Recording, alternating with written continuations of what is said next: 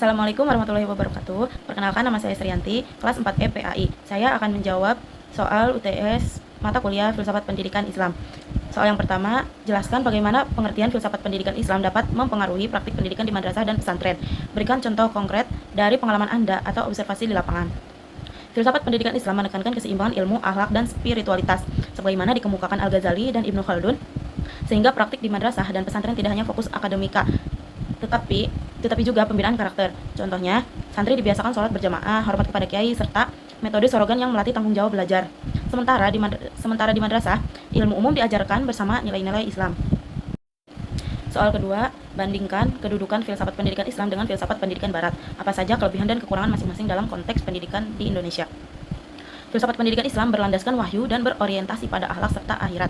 Sedangkan filsafat Barat lebih rasional, empiris, dan berorientasi duniawi. Tokoh seperti John Dewey. Kelebihan filsafat pendidikan Islam yaitu kuat dalam pembentukan moral dan spiritual, namun kadang kurang adaptif terhadap perkembangan sains modern. Kelebihan filsafat pendidikan Barat yaitu kritis, inovatif, dan ilmiah, namun cenderung kurang menekankan nilai spiritual. Di Indonesia, kombinasi keduanya justru lebih efektif. Soal yang ketiga, jelaskan kerangka kerja yang menggambarkan ruang lingkup filsafat pendidikan Islam. Sertakan elemen-elemen penting yang harus dipertimbangkan dalam pengembangan kurikulum pendidikan Islam. Kerangka kerja filsafat pendidikan Islam menggambarkan ruang lingkup pendidikan yang menyeluruh dan terintegrasi, mencakup beberapa komponen utama, yaitu yang pertama ada tujuan pendidikan yang berorientasi pada pembentukan insan kamil, manusia paripurna yang beriman, berilmu, dan berakhlak. Yang kedua ada hakikat manusia sebagai makhluk jasmani dan rohani yang memiliki potensi untuk berkembang. Yang ketiga ada peran pendidik sebagai murabi, pembimbing moral dan spiritual. Yang keempat ada peserta didik sebagai subjek aktif yang harus dikembangkan seluruh potensinya. Yang kelima ada metode pendidikan yang menekankan keteladanan, pembiasaan, dan pemahaman seperti dialog, praktik, dan pengalaman. Lalu yang keenam, lingkungan pendidikan yang kondusif dan religius. Menurut Abu Dinata, dalam pengembangan kurikulum pendidikan Islam terdapat elemen penting yang harus diperhatikan, yaitu integrasi nilai tauhid, penguatan akhlak, keseimbangan antara ilmu agama dan ilmu umum, pengembangan keterampilan hidup, serta relevansi sosial agar pendidikan sesuai dengan kebutuhan zaman, sehingga kurikulum tidak hanya menghasilkan peserta didik yang cerdas secara intelektual, tetapi juga memiliki karakter dan tanggung jawab sosial yang kuat. Soal keempat, dalam konteks ontologi pendidikan Islam, bagaimana Anda dapat menerapkan prinsip-prinsip filsafat pendidikan Islam untuk mengatasi tantangan yang dihadapi oleh lembaga pendidikan Islam saat ini? Ontologi menekankan hakikat manusia sebagai makhluk jasmani rohani.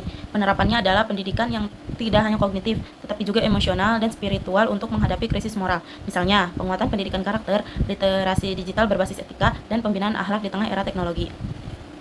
Selanjutnya, soal kelima, jelaskan urgensi epistemologi pendidikan Islam. Bagaimana hal ini dapat berkontribusi pada pembentukan masyarakat yang lebih baik.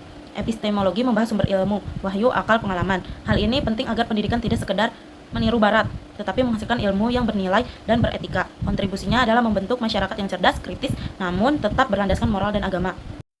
Yang keenam, tinjau aksiologi pendidikan Islam yang ada saat ini. Apa saja pendekatan yang paling efektif dalam meningkatkan kualitas pendidikan Islam dan mengapa? Aksiologi menekankan nilai dan tujuan pendidikan akhlak mulia. Pendekatan efektif saat ini meliputi integrasi pendidikan karakter, pembelajaran kontekstual, dan keteladanan guru. Menurut Hasan Langgulung, nilai adalah inti pendidikan, sehingga kualitas pendidikan meningkat jika nilai diinternalisasi bukan hanya diajarkan. Soal ketujuh, jelaskan rancangan program pendidikan yang akan Anda buat, yang mengintegrasikan hakikat manusia dan hakikat pendidikan dalam konteks pendidikan Islam. Apa saja komponen utama yang harus ada dalam program tersebut? Program ideal harus mengintegrasikan hakikat manusia, jasmani, rohani, dan pendidikan. Komponennya meliputi tujuan, insan berakhlak, kurikulum, integratif, metode aktif spiritual, evaluasi menyeluruh, kognitif, afektif, psikomotor, serta lingkungan religius. Contohnya, program sekolah berbasis asrama dengan pembinaan ibadah, akademik, dan life skill. Yang terakhir, yang kedelapan, dalam konteks demokratisasi pendidikan, bagaimana Anda melihat peran filsafat pendidikan Islam dalam menciptakan sistem pendidikan yang inklusif dan adil? Berikan contoh implementasi yang relevan. Filsafat pendidikan Islam mendukung keadilan dan kesetaraan, nilai rahmatul lil alamin, sehingga dapat menciptakan pendidikan inklusif. Implementasinya seperti akses pendidikan untuk semua kalangan, beasiswa santri kurang mampu, serta pembelajaran tanpa diskriminasi. Contohnya program madrasah inklusif yang menerima siswa dari berbagai latar belakang sosial.